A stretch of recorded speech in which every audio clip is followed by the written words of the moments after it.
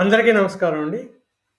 ఈసారి అక్కినేని నాగేశ్వరరావు గారు నటించిన 'భక్త జయదేవ' ఈ చిత్రం గురించి మాట్లాడుకుందామండి. అక్కినేని నాగేశ్వరరావు గారు చాలామంది భక్తులది, వాగ్గేయకారుల జీవిత కథల్లో నటించారు. అందులో ఒక చిత్రం 'భక్త జయదేవ'. ఇంతకుముందు మనం మహాకవి కాళిదాసు గురించి మాట్లాడుకున్నాము. ఈసారి 'భక్త జయదేవ' చిత్రం గురించి మాట్లాడుకుందాం. ఈ చిత్రం ఏప్రిల్ 7, 1961న విడుదలైంది.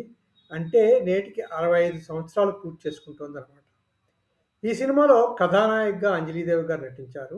నిర్మాణ సంస్థ లలిత కళా నికేతన్. నిర్మాతలు కె. నారాయణరావు, జి. పరంశురామిరెడ్డి. దర్శకుడు పివి రామారావు.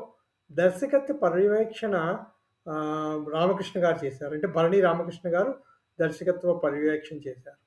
సంగీత దర్శకత్వం సాలూరు రాజేశ్వరరావు గారు. ఛాయాగ్రహణం వెంకట్ గారు. అవి ముఖ్య టెక్నీషియన్స్ వివరాలండి.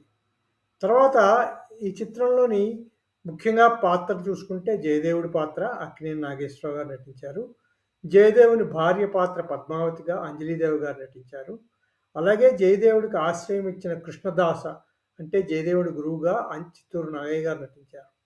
అలాగే పరశేరుడు జయదేవుడి చిన్నప్పటి స్నేహితుడుగా రేలంగి గారు నటించారు. ఇవి ముఖ్య పాత్రలుగా చెప్పుకోవచ్చు. తర్వాత మిగిలిన పాత్రలన్నీ కూడా జయదేవుని జీవితంలో వచ్చి పోతూ ఉండే పాత్రలన్నమాట. ముఖ్యంగా కథ చూసుకుంటే 12వ శతాబ్ది సంస్కృత వాగ్గేయకారుని జీవిత కథగా చెప్పుకోవాలి ఈ చిత్రాన్ని. జయదేవుడు, పరశేరుడు చిన్ననాటి స్నేహితుడు. అంటే జయదేవుడికి తల్లిదండ్రులు ఎవరు లేరనమాట. జయదేవుడు రాధాకృష్ణుల పవిత్ర ప్రేమ గురించి పద్యాలు రాస్తూ ఉంటాడు. అవే అష్టపదులుగా ఫేమస్ అయ్యాయన్నమాట. స్వామి కృష్ణదాస్ అంటే ఆ నాగయ్య గారు వేశారు ఆ పాత్రని. ఆయన జయదేవుడికి ఆశ్రయం ఇస్తారనమాట. ఎందుకంటే ఆయన కూడా రాధాకృష్ణులనే నమ్ముతారు. అలా జయదేవుడు అక్కడ చేరతాడనమాట. అలా అక్కడ ఉండగానే జయదేవుడు ఒకసారి పద్మావతి అనే ఆమెని బలవంతంగా దేవదాసిగా మారుస్తుండడం చూసి ఆమెని పెళ్లి చేసుకుంటాడు. ఆ తర్వాత అతను అనేక రాధాకృష్ణుల మీద అనేక రచనలు చేస్తూ ఉంటాడు. అలా గీత గోవిందం అనే పుస్తకం కూడా రాస్తాడు. అదే సమయంలో పూరీ రాజు జగన్నాథుని మీద ఒక పుస్తకం రాస్తారు.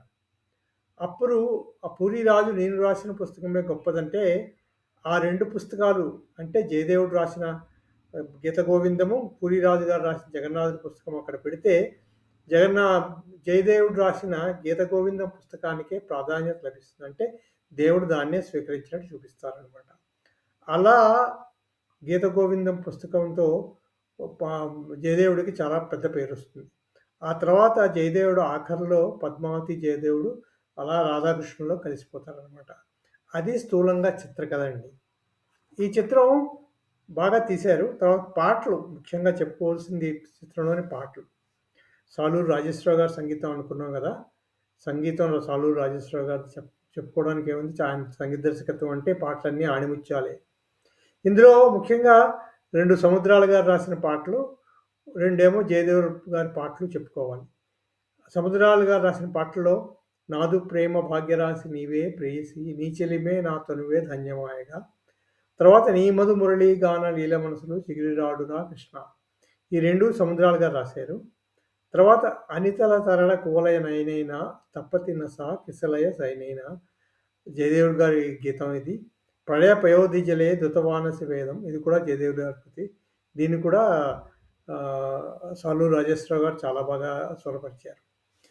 ఈ చిత్రానికి కథ, మాటలు, పాటలు కూడా సముద్రాల సీనయ్య గారండి. అందుకే ఈ చిత్రం కూడా చాలా బాగా ఉంటుంది. ఎందుకంటే అలనాటి సముద్రాల సీనయ్య గారి రచనలోని వచ్చిన చిత్రాలన్నీ కూడా ఆణిముత్యాలుగానే చెప్పుకోవాలి కదా. ఆ తర్వాత అష్టపదులు మిగిలినవన్నీ తీసుకొని మిగిలిన చిత్రం అంతా మిగిలిన పద్యాలు, పాటలు కూడా వాటితోటే వస్తాయి. అలాంటివి ఒక 15 వరకు చిత్రంలో ఉన్నాయి. అంటే మొత్తం పాటలు అన్నీ కలుపుకొని మొత్తం పద్యాలు, పాటలు, శ్లోకాలు అన్నీ కూడా 20 వరకు ఉంటాయి చిత్రంలో. అదండి భక్త జయదేవ చిత్రం యొక్క విశేషాలు. నిజంగా ఈ సినిమా చూడవలసిన సినిమా. ఈ చిత్రానికి భారత రాష్ట్రపతి రజత పథకం లభించింది ఈ చిత్రానికి ఆ రోజుల్లో. అది కూడా ఒక విశేషం ఈ చిత్రం. అక్కినేని నాగేశ్వరరావు గారు నటించగా వచ్చిన వాగ్గేయకారుల చిత్రాలు చాలా మట్టికి ఈ రాష్ట్రపతి బహుమతి లభించిన చిత్రాలు చాలా ఎక్కువగా ఉన్నాయి. ఇవండి 65 సంవత్సరాలు పూర్తి చేసుకున్న అక్కినేని నాగేశ్వరరావు గారు నటించిన 'భక్త జయదేవ' చిత్ర విశేషాలు. ఈ వీడియో మీకు నచ్చితే సబ్స్క్రైబ్ చేయండి, షేర్ చేయండి, లైక్ చేయండి. మళ్ళీ ఇంకో వీడియోలో కలుసుకుందాం మరో చిత్ర విశేషాలతో. అంతవరకు సెలవు. Thank you very much.